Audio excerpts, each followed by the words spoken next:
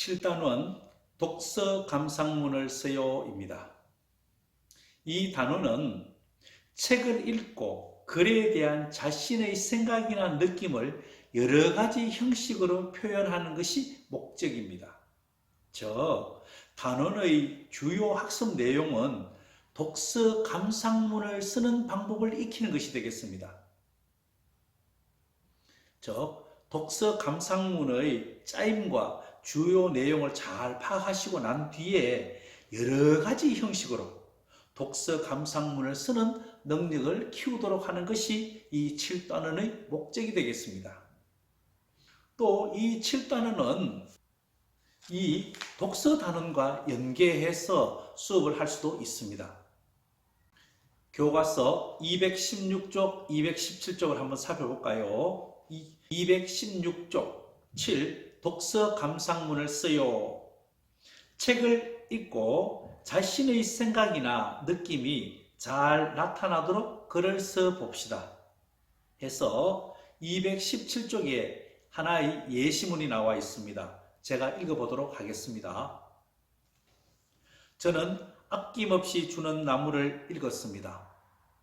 이 책을 읽고 진짜 행복이 무엇인지 생각해 보았습니다. 이 책의 나무는 주인공에게 무엇을 해줄 때 무척이나 행복해 합니다. 이 책을 읽고 나서 저도 제가 좋아하는 사람들에게 기쁨을 주는 사람이 되고 싶다는 생각이 들었습니다. 어떻습니까?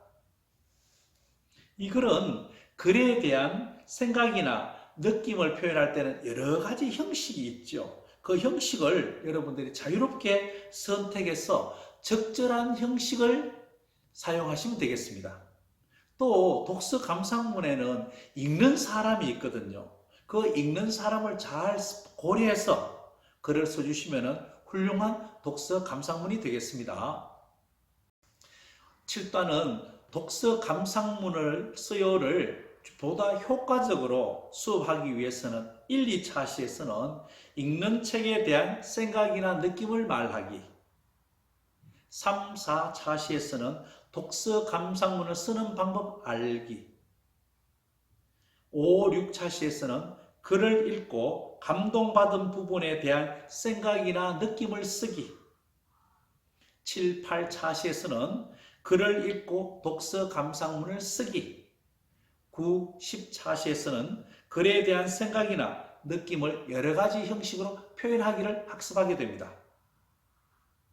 그럼 여러분들 교과서로 돌아와서 교과서 218쪽을 펴볼까요? 준비학습 읽은 책에 대한 생각이나 느낌 말하기입니다. 1번 자신이 재미있게 읽은 책을 떠올려 봅시다 해서 네 어린이가 서로 자기가 읽은 책을 발표하고 있죠. 첫 번째 어린이입니다. 백두산 이야기는 배경 그림과 내용이 조화를 이루어 인상이 깊었어.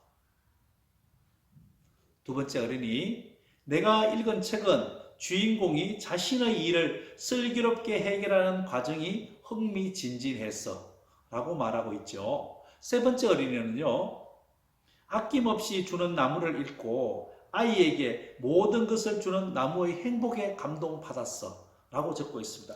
네 번째는 여러분이 발표하는 겁니다. 여러분들이 재미있게 읽은 책을 떠올려보고 그것을 한번 발표를 해보십시오.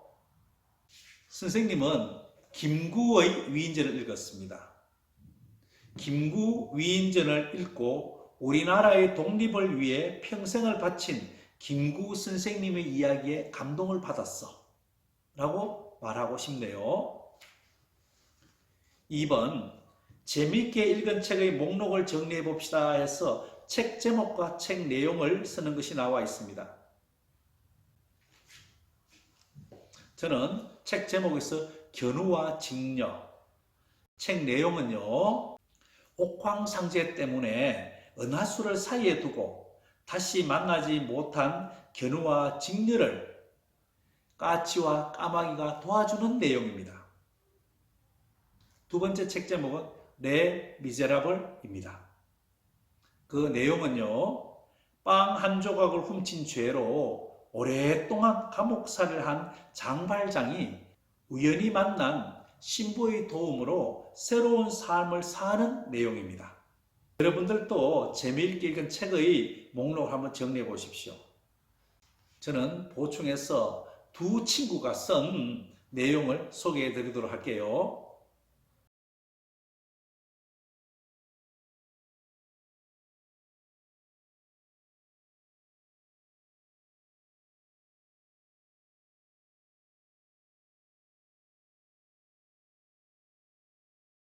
219쪽 3번.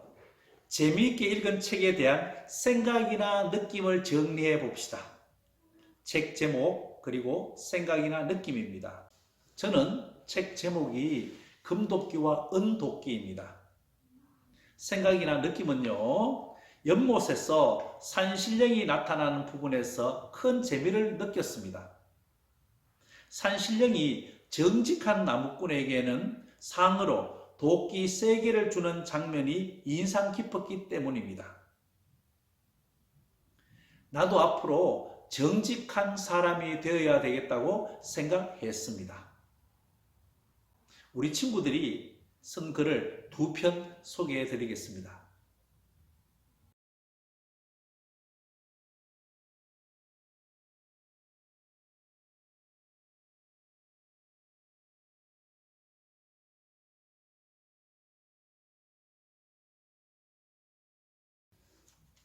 219쪽 4번.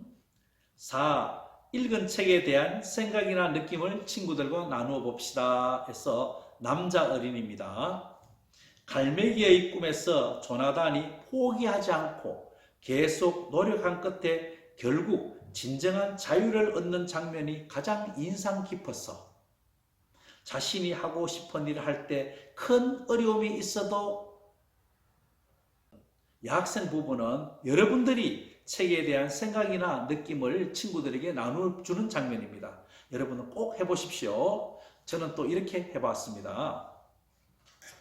이순신 위인전에서 적은 수의 군사로 많은 적을 물리치는 장면이 인상 깊었어 라고 적어보았습니다. 220쪽 5번입니다. 책 내용으로 책 제목 알아맞히기 놀이를 해봅시다. 1. 놀이 방법을 살펴보세요. 놀이 방법을 설명하고 있죠. 잘 읽어보십시오. 놀이 방법 1. 자신이 읽은 책 가운데서 친구들이 읽었을 만한 책 한 권을 정합니다.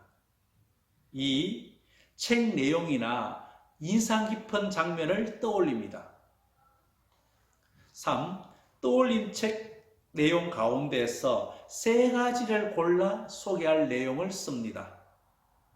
4. 쓴 내용을 한 가지씩 말하면 친구들이 제목을 알아맞힙니다. 자, 3번에서 떠올린 책 내용 가운데서 3가지를 골라 소개할 내용을 쓰죠. 이 3가지를 쓸 때는 이렇게 하면은 여러분들에게 많은 도움이 될 거예요. 첫 번째는요, 책 내용과 관련된 설명을 적습니다. 두 번째는 인상 깊은 장면과 관련된 설명을 쓰면 좋습니다. 세 번째는요, 읽고 나서 느낀 점을 골고루 적으면 되겠습니다.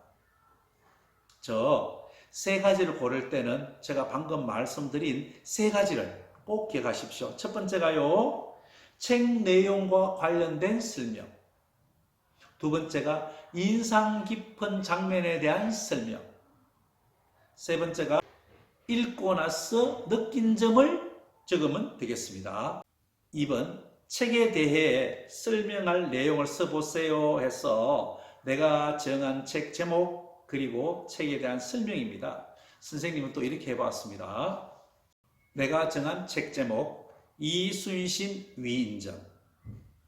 책에 대한 설명. 첫 번째, 나라를 구한 영웅 이야기입니다. 두 번째, 적은 수의 군사로 많은 적을 물리쳤습니다. 세 번째, 거북 모양의 유명한 배를 만들었습니다. 이쯤 되면 여러분들 다 알아낼 수 있겠죠. 여러분들 한번 친구들과 재밌게 해보십시오. 3. 책 제목 알아맞히기 놀이를 해보세요 해서 짝이나 모든 친구들이 만든 물음에 대해서 서로 답하고 질문하고 하면서 재밌게 제목을 맞춰보시길 부탁드리겠습니다. 221쪽 6번 읽은 책을 보기와 같이 한 문장으로 말해봅시다. 보기 는 때 책이다. 우리 여자친구가 소개하고 있죠. 피노키오는 거짓말을 했을 때 생각나는 책이다. 또 어떤 것을 할 수 있겠습니까? 이순신 위인전은 힘들 때 용기를 주는 책이다. 또 우리 친구들은 이런 걸 했습니다. 이상한 나라 앨리스는 심심할 때 생각나는 책이다. 엄마에게 가는 길은 엄마가 생각날 때 떠오르는 책이다. 이렇게 했네요. 여러분들도 한 문장으로 잘 말해 보시길 부탁드리겠습니다. 무엇을 배울까요? 1. 독서 감상문을 쓰는 방법 알기. 2. 글을 읽고 감동받은 부분에 대한 생각이나 느낌 쓰기. 3. 글을 읽고 독서 감상문 쓰기.